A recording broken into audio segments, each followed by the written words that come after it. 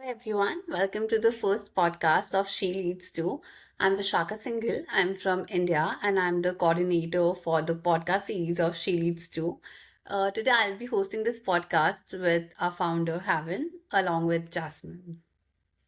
Hi, my name is Jasmine and I'm from Nigeria and I'll be co-hosting this podcast. To start off, Havin, can you just introduce yourself? Hello, everyone. I'm Havin. I'm from Germany, and I'm the founder of She Leads Too. I'm currently the student representative of my city. Thank you, Havin. Now to start off this interview, I would like to ask you what led you to founding She Leads To. What was there a specific moment or experience that made you realize the initiative needed to exist? So, at the age of 12, I was, or I am still, a football referee. And everywhere I went, I was the only girl because I was the only female referee in my region, and I was at the same time the youngest referee in the region, which meant for me I was in a minority. Everyone was nice to me, but my voice wasn't really heard. And one time at my first ever game, it wasn't introducing at all. It was a big chaos, and everyone just kind of started fighting. The coaches were started fighting, even the players. And I heard some really bad insults, and later took it to the sport court. So I didn't want other people to feel like that because I knew I wasn't the only case around the world, but I still wanted to create a platform with She Leads Too, where I had kind of everything, every woman, every inspiration at one place where nobody feels like they are a minority. That's amazing. So I have a follow-up question. Did you think it would grow to be this big? I actually didn't think it would grow this big. What I wanted to do was just post everything that was in my head, everything that I felt. And I was kind of surprised when I got so much good feedback and that people wanted to volunteer and engage. It was very, very surprising, but I'm really glad that it happened.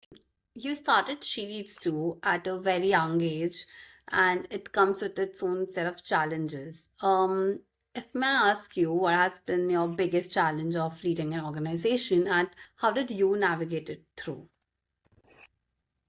For me, it was the first time where I did a big project like this. So I did a lot of mistakes at first. I was working alone, had so many ideas and so many stuff I wanted to share. But when I heard that other people wanted to volunteer, I kind of tried to give everyone the place and do everything. And then I kind of faced the first problem. Everybody came from different continents, from different countries, and that meant that time zones, whenever we wanted to schedule a meeting, it was really hard to coordinate. But I kind of learned with time. And the second kind of challenge, I'd say, was to understand how social media is working. Because at first I was just posting, but I didn't really understand the algorithm yet and what was the smartest way to actually gain an audience and maintain it as well. That's so true. What helped you build confidence as a leader? I think for me, it started with my parents because I was always told that you can do everything that you want if you really try to put hard work into it and really believe in yourself. So I've always have had some kind of confidence because if it was broken, I learned how to deal with it. But with this course, to have confidence in it, it was the support I had from of my friends that have also joined me on that journey and from other people. Basically, just one like can do so much with you, and people just commenting. And it was kind of that I knew, okay, I'm not alone with this. There are a lot of people in the world that also want to talk about it, and I kind of built my confidence through the feedback I got. Okay, so she leads to works on a global scale, and women's experience of leadership struggle aren't the same everywhere. How do you navigate those differences while keeping the movement inclusive, culturally grounded, and open to perspectives beyond Western ideas of leadership and feminism? So me being from Germany, um, I am also half Turkish, which means I've always have looked on political news onto different perspectives. So it was for me always how are you going to look at it? And when I really try to bring everyone onto the ship, I learned how different people define leadership and women empowerment for themselves because the opportunities I have maybe doesn't have someone from Brazil or the Philippines. And it was for me also a huge learning journey, which I'm still having with you two guys. I mean, we all from three different continents, and it's definitely something that I love doing just to learn how other people think and how other people work, because it's always important to go over the ways you think and over the ways you view life. And it's always important to have other people thinking differently to understand different perspectives. Okay, that was amazing. So, how central is the community feedback in the way She Leads to evolves? So, about community feedback, not a lot of people know about She Leads to in my local hometown, which is because I've always tried to look at it internationally. So everything I did was always on the internet, and because I knew the struggles out there were way bigger than here where I am. But the feedback I got from my friends or from other people around the world has always been good. But also people asked me to do other things or other opportunities and other stuff that we could launch, and I've taken every single one of them to my heart.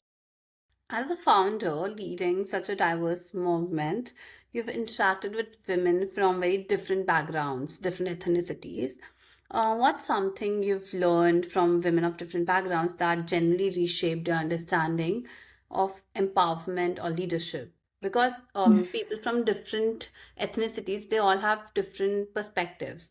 So, what Definitely. did you learn? Over the course of the last 4 years, I've met different women from different backgrounds, and every single one of them defined empowerment and leadership differently because I have or I look through it at a different perspective and different frame.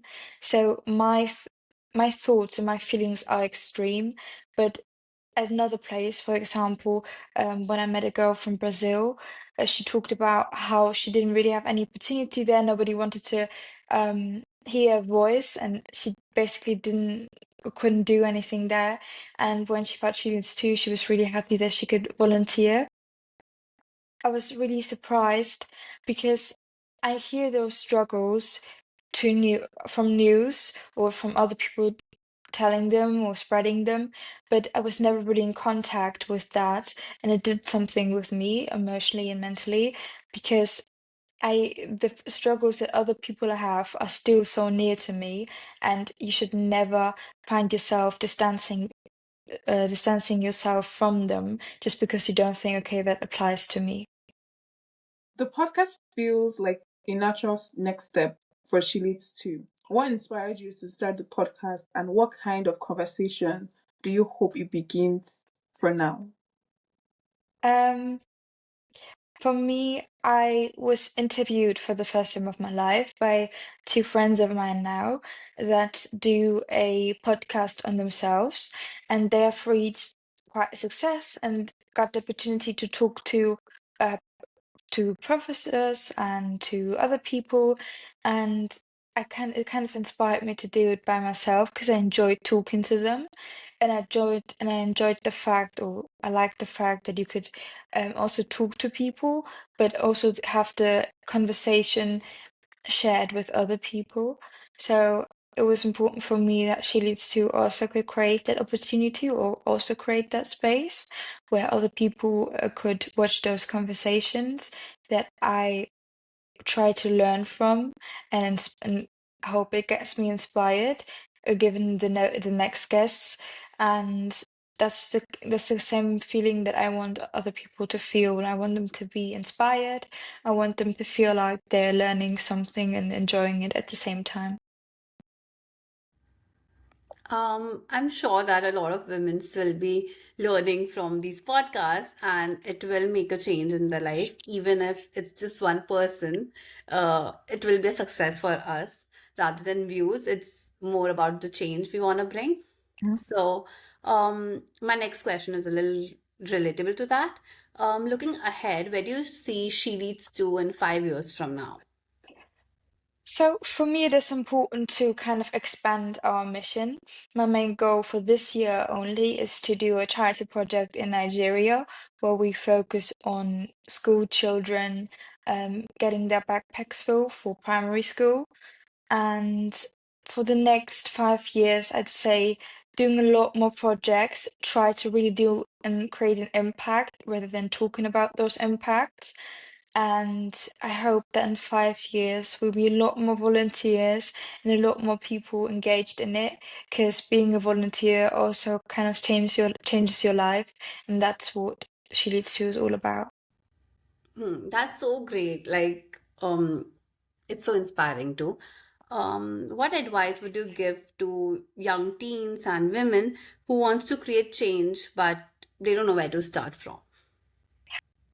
Most of the time, you're thinking about this stuff way more than you're actually doing it.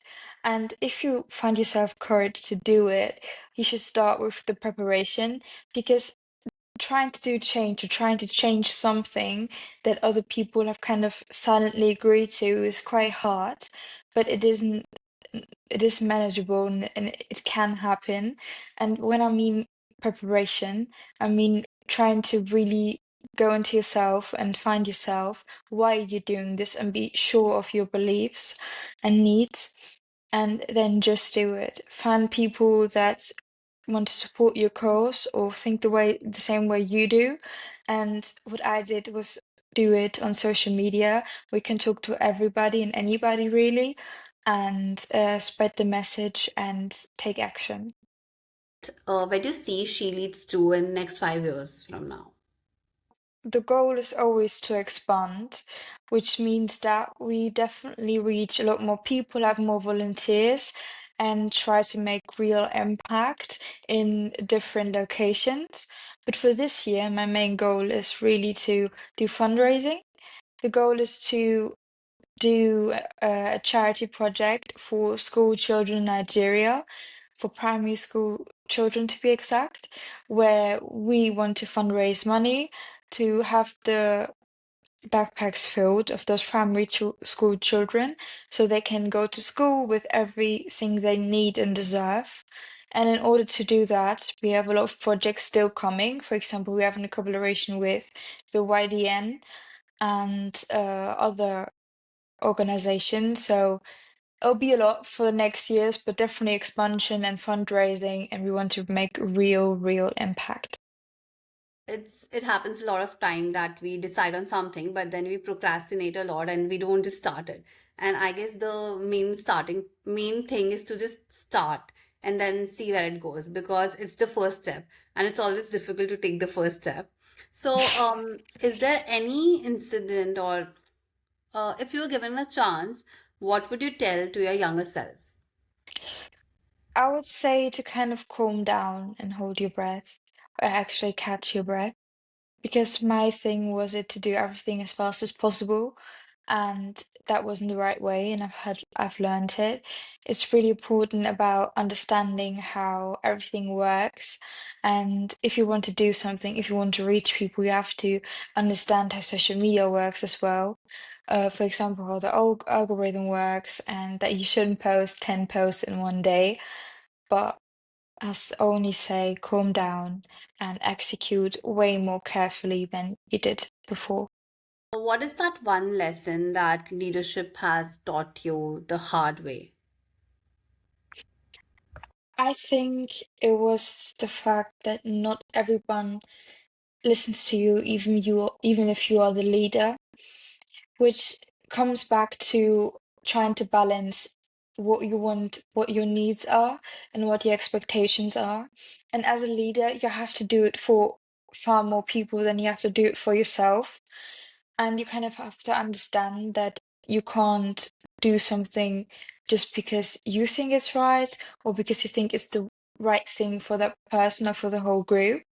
You have to understand how other people feel or how the people in your group feel and have to act accordingly to it. Havin, you are an inspiration to me and many other women. And I hope people learn from this podcast.